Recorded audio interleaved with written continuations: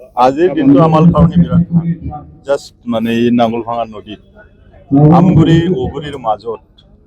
direct বেংটল আমি এটা আৰু ডাঙৰ 61.70 crore আমি কিবা দলং পালো ৰাইজৰ কাৰণে যেনেকুৱা আমি ইলেকশ্যনত এই নিচিমা অঞ্চলত হাগ্ৰামা ছাৰ আৰু মই সমষ্টিৰ হৈ পেলাই কথা দিছিলোঁ ঠিক তেনেকুৱাই এই 2 মাহৰ ভিতৰতে ষ্টেপ বাই ষ্টেপ বহুত কাম ডাঙৰ ডাঙৰ কাম আমাৰ অগ্ৰগতি হৈছে আৰু আমাৰ বিপিএফৰ সপোন আৰু হাগ্ৰামা ছাৰৰ সপোন একেই আছে ৰাইজৰ কাৰণে আমি কাম কৰিম ইয়াত বিভিন্ন জাতি জনগোষ্ঠীৰ যিমান আছে এই ৰাইজৰ কাৰণে আমি কাম কৰিম এইটো আমি প্ৰতিশ্ৰুতি দিছোঁ আৰু ফাৰ্ষ্ট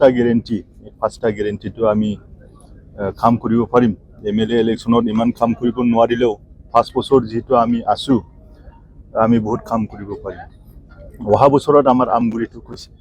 আৰু এই বছৰতে কেতিয়া হয় নাঙল ভাঙা আজি আৰু আমাৰ হাগ্ৰামা ছাৰে আমাৰ CSD এডিশনাল চিফ ইঞ্জিনিয়াৰ ডাঙৰীয়াক কৈ গ'ল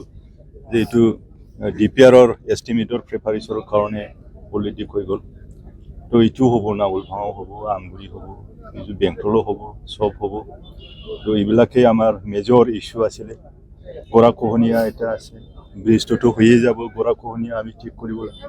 ইৰিগেশ্যনবিলাক আমি ঠিক ঠাক কৰি দিব পাৰিম তেতিয়া ৰাইজে অট'মেটিক নিজে নিজে আমাৰ অঞ্চলত যেটো কৃষিজীৱী আৰু বহুত কৰ্মী আমাৰ এই অঞ্চলৰ মানুহবিলাকে বহুত কৰ্মী বহুত বছৰ আমি পিছ পৰি আছিলোঁ কিন্তু আমি বিটিসি হোৱাৰ পিছত আৰু হাগ্ৰামা ছাৰৰ যি নেতৃত্ব আৰু তেখেতৰ যি সপোন এই বিটিসি অঞ্চল আৰু এই নিচিমা অঞ্চলকো তেখেতে এক নম্বৰতে প্ৰায়োৰিটি লৈ পেলাই সামৰি লৈ পেলাই কাম কৰিছে আমি এইটো কাৰণে মই ইয়াৰে নিৰ্বাচিত এজন এমচিএলএ হৈ পেলাই ছাৰক আজি বহুত